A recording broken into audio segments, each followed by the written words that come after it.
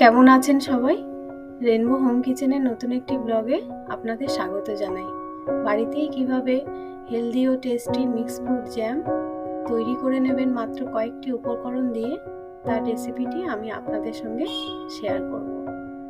ছোট থেকে বড় এই জ্যামটি সবাই খেতে পারে, আর জ্যামটা খেতে যেমন টেস্টি হয় তেমনি স্বাস্থ্যের দিক থেকেও খুব হেলদি হয়। তো চলুন এই জ্যামটা তৈরি করার জন্য যে যে উপকরণগুলো লাগবে সেগুলো আমরা দেখে নিই। আমি 3টে আপেল খোসা ছাড়িয়ে স্লাইস করে নিয়েছি, একটা বিটরুট আর একটা আমলা নিয়েছি, একটা বড় সাইজের বেদানা নিয়েছি। এগুলো আলাদা আলাদাভাবে আমাদের মিক্সিতে পেস্ট করে নিতে হবে।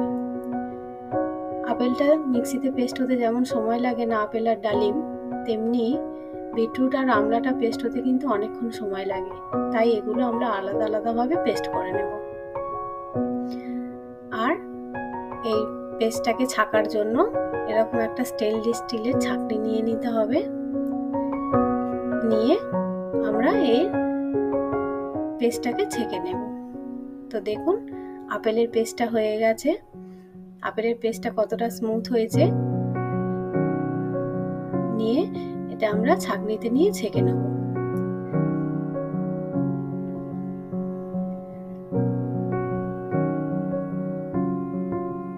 আর এই রেসিপিটির কালারের জন্য আমরা কিন্তু কোনো ফুড কালার ব্যবহার করিনি। বিটরুটটাই আমাদের এই জ্যামে কালারের কাজ করবে। আপেলটা ভালো করে ছেঁকে নেব।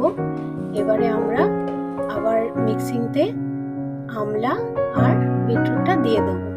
রেসিপিটি যদি ভালো লাগে আপনারা লাইক করে দেবেন, সাবস্ক্রাইব করে দেবেন।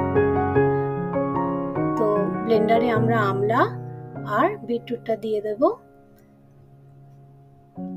আমলার তো জানি আমাদের কত উপকারের, চুল থেকে স্কিন থেকে আমলার কত উপকার। তো আমলাটা পেস্ট করার সময় যদি অসুবিধা হয় আপনারা একটু জল ব্যবহার করতে পারেন। এরপর আমরা মিক্সিতে ডালিমটা দিয়ে নেব। ডালিমটা কিন্তু খুব তাড়াতাড়ি পেস্ট হয়ে যায়, একবারই জাস্ট মিক্সিটা ঘুরিয়ে নেবেন, নিলে ডালিমটা পেস্ট হয়ে যাবে। এই জ্যামটা করার জন্যে আমরা কিন্তু কোনো ফলের জুস ব্যবহার করব না, পুরো ফলটাই আমরা দিয়ে দেবো, আর কিছু তেমন কিছু বাদও যায় না, পুরো ফলটাই এই জ্যামে লাগে।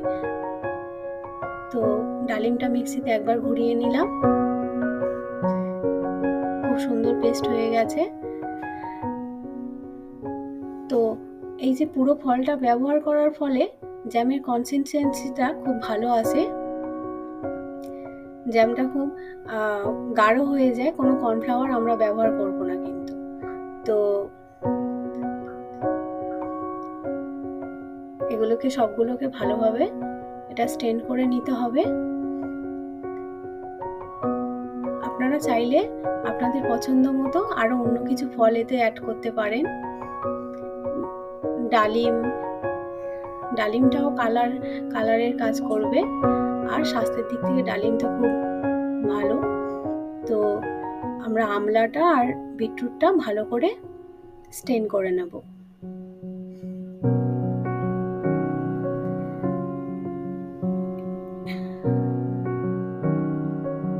এবারে আমরা গ্যাসে একটা প্যান বসিয়ে এই যে ফ্রুটের পিউরিটা তৈরি করেছিলাম সেটাকে ভালো করে মিক্স করে আমরা প্যানের মধ্যে দিয়ে দেব।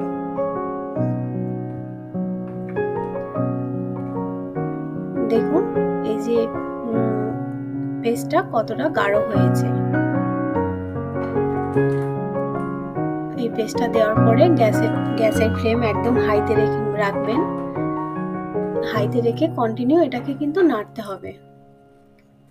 কালারটা প্রথম দিকে এরকম আসলেও পরের দিকে কালারটা আস্তে আস্তে ডিপ একটা চেরি রেড কালার আসবে। আপনারা চাইলে এতে স্ট্রবেরিও অ্যাড করতে পারেন। আমলার একটা যে আপনারা ভাবেন হয়তো আমলার যে কষ্টা ভাবটা, এই জ্যামে কিন্তু সেই ভাবটা আসবে না, খুব সুন্দর একটা ভালো ফ্লেভার আসবে। আর বিটরুটটা কিন্তু আছে সেটা বোঝাও যায় না, জ্যামটা যখন খাওয়া হয় বিটরুটটা আছে সেটাও বোঝা যায় না কিন্তু। তারপরে এটা কন্টিনিউ কিন্তু নাড়তে থাকতে হবে। দেখুন আস্তে আস্তে এটা ঘন হয়ে আসছে। এবারে গ্যাসের ফ্লেমটা একদম মিডিয়াম টু লো করে দেবেন, দিয়ে নাড়তে হবে। এই মিশ্রণটা কড়াইতে দেওয়ার সঙ্গে সঙ্গে আপনারা কিন্তু চিনি বা কোনো মিষ্টি অ্যাড করবেন না।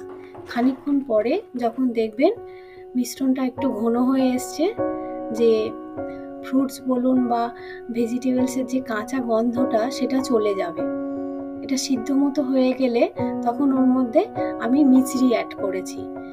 মিছরিটা আমি হাফ কাপের মানে মিছরি গুঁড়ো দিয়েছি। মিছরিটা স্বাস্থ্যের পক্ষে খুব ভালো। বাইরের জ্যামে যেরকম প্রচুর চিনি দেয়, সেটা বাড়িতেই যেহেতু তৈরি করছি তাই আমি মিছরি ব্যবহার করেছি। এই মিছরিটা দেওয়ার পরপরই দেখবেন একটু আবার ব্যাটারটা একটু পাতলা হয়ে যাচ্ছে। কোনো ব্যাপার নয়, এটাকে একটু সময় নিয়ে গ্যাসের ফ্লেমটা লোতে রেখে এটাকে কন্টিনিউ নাড়তে হবে। দেখবেন আস্তে আস্তে ব্যাটারটা ঘন হতে হতে কালারটাও চেঞ্জ হতে থাকবে। তো চিনিটা কিন্তু স্বাস্থ্যের পক্ষে খুবই ক্ষতিকর, সেই জন্য পারলে আপনারা মিছরি ব্যবহার করবেন। আর একটু টেস্টটা বাড়ানোর জন্য আমি এর মধ্যে বিট লবণ আর সামান্য গোলমরিচের গুঁড়ো দিয়েছি, দিয়ে ভালো করে আবার নেড়ে নেব। আপনারা যদি একটু মানে পাতলা জ্যাম খেতে চান তাহলে এই সময় নামিয়ে নিতে পারেন। আমি এটাকে আরেকটু ঘন করেছিলাম। তো দেখছেন জ্যামটাকে আমি তুলছি, এটা খুন্তি থেকে পড়ে যাচ্ছে। তো এটাকে আপনারা নামিয়ে নিতে পারেন। এবার দেখুন আমি যেহেতু একটু ঘন করেছি, জ্যামটা কিন্তু একদম পারফেক্ট হয়েছে, একদম খুন্তি থেকে পড়ছে না। বাড়িতে যেরকম আমরা আচার করে রেখে দিই, আপনারা কিন্তু এই জ্যামটা করে প্রায় 6 মাস থেকে 1 বছর পর্যন্ত ফ্রিজে রেখে খেতে পারেন। আর এটা তো স্বাস্থ্যসম্মতভাবে সব কিছু একদম হেলদি ইনগ্রিডিয়েন্টস দিয়ে তৈরি করা হয়েছে, সেটা বাচ্চা থেকে বড় সবাই খেতে পারে, কোনো অসুবিধা নেই।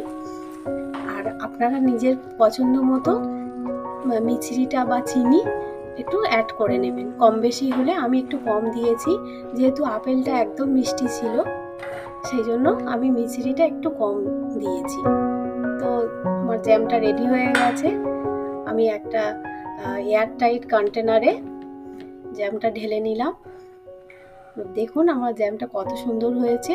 কালারটা কিন্তু একদম চেরি রেড কালার এসেছিল। যখন আমি এখানে অতটা বোঝা যাচ্ছে না, যখন আমি পাউরুটিতে জ্যামটা লাগিয়ে সার্ভ করব তখনই দেখতে পাবেন যে কালারটা কত সুন্দর এসেছিল। আর একদম ঠিক হয়ে গেছে। তো এটাকে আপনারা এইভাবে একটা এয়ারটাইট কোনো কন্টেনারে ফ্রিজে আপনারা 6 মাস থেকে 1 বছর পর্যন্ত রেখে খেতে পারেন।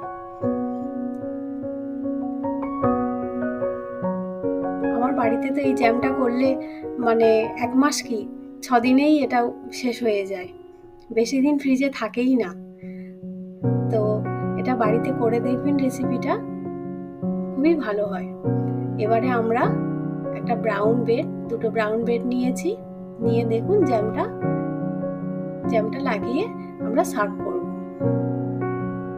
আর এই শীতকালে তো আমাদের হাতের কাছে অনেক ধরনের ফ্রুটস থাকে, আর ভেজিটেবলসও দেবেন, যেমন গাজরটাও কিন্তু অ্যাড করা যায়। আর যে ভাবছেন যে গাজর বা কোনো বিট দেওয়ার জন্য জ্যামের স্বাদের কিন্তু একটুও তফাৎ হয় না, 100 গুণে মানে দোকানের যে কেনা জ্যামের থেকে খুব ভালো হয় সেটা বলতে পারি। আর এই শীতের সকালে বলুন বা সন্ধ্যের টিফিনে বলুন, এই জ্যাম দিয়ে পাউরুটি থাকলে আর কিছুই চাই না। তো আমি এইভাবে একটা জ্যামে লাগিয়ে আর একটা উপর থেকে আরেকটা পাউরুটি দিয়ে দেব। আর সন্ধেবেলায় গরম গরম 1 কাপ কফিও করে নিয়েছিলাম। বাচ্চাদের টিফিনে যদি এই পাউরুটি আর জ্যাম দেন তাহলে তার টিফিনের কোনো চিন্তাই নেই। তো নমস্কার বন্ধুরা, রেসিপিটি যদি ভালো লাগে চ্যানেলটা সাবস্ক্রাইব করে দেবেন। নতুন রেসিপি পাওয়ার জন্য বেল আইকনটি প্রেস করে দেবেন। Thanks for watching.